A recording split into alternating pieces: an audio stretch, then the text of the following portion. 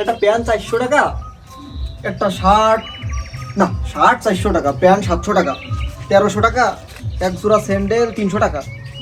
300 টাকা স্যান্ডেল নেবে না বন্ধুরা, আসবে না লুফার লাগবে এক জোড়া, এক জোড়া লুফা 200 টাকা তেল খরচ দিতে হবে বন্ধুকের, 200 টাকা তেল খরচ। আর ওই দিক থাকলো গার্লফ্রেন্ডের মার্কেট করে দিতে হবে। ঠিক আছে যাই।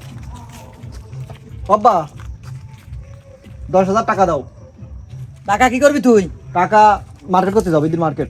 ঈদের মার্কেট করতে যাবে, এখন যে দিনাদায়ী কাজ কাম নেই তো তোর আমি টাকা কোনতে দেবো এখন? তুমি গত ঈদে এই কথা কইছো, রোজার ঈদে এই কথা কইছো, কইছো তো সামনের ঈদে কিনে দিবা না, তুমি টাকা দাও না, আমার 10,000 টাকা দাও, কোনতে দিবা আমি জানি না। ও মানে টাকা মাকা দেওয়ার কাজটা নেই, তুমি যাও আনতে। তুমি আমার টাকা দিবা ঘুমানোর না? জন্য- না আমি টাকা দিতে পারবো না। আচ্ছা সারাদিন টাকা টাকা করে আমার কলার বইটায় ঘাস বেঁধে গেছে, বুই নিল ওর কোনো খোঁজ নেই, সারাদিন ওই ছাল বালের সাথে আড্ডা মেরে বেড়াবি আর আমার কাছে এসে কও ঈদের টাকা দাও। আমি মার্কেট করবো, বড় মার্কেটে লয়ে গেছো তুমি। দুনিয়ার দিনাদাই কি মরে আসছি, যাই বুইটা নিডু আসি। আরে দশিম, বাসুন নিয়ে তুই কোনে যাচ্ছিস?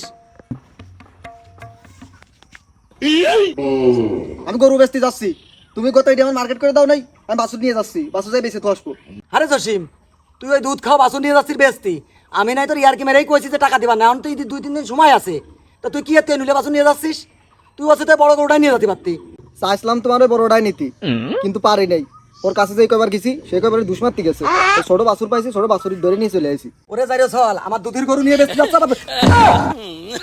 যাইরো চল।